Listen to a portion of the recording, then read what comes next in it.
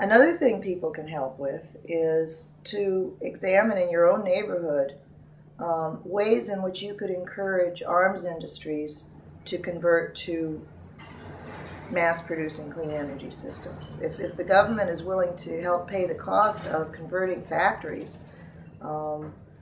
which it would be willing to do if Proposition 1 becomes the law, then this would be that peace dividend that everybody talked about back in 1989 that never happened because our government went to war against Iraq, and that was that.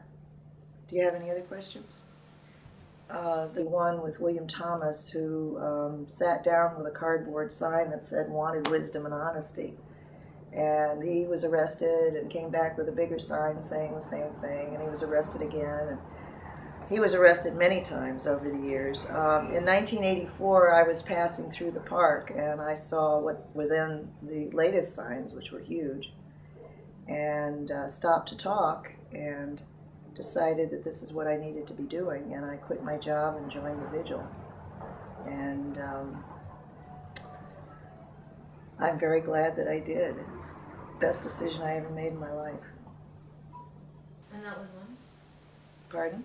When did you start? 1984. I decided that this was what I wanted to do with my life is because of my children. I believe that all of the children deserve a future. And I think that the policies of our government are making that less likely. Between warmongering and stockpiling radioactive weapons and building nuclear power plants and not knowing what to do with the nuclear waste, these are all massive, massive problems that have to be solved. And we can't just sit back and wait for the government to do it. We have to take charge. We have to raise our voices and come up with good ideas and work for those ideas with other people. We have to work together. My name is Ellen Thomas. South Carolina and to Tennessee. In fact, it is used. And what office is downstairs. And you're going to be talking to Jay in a couple of minutes, I think, right? Yeah.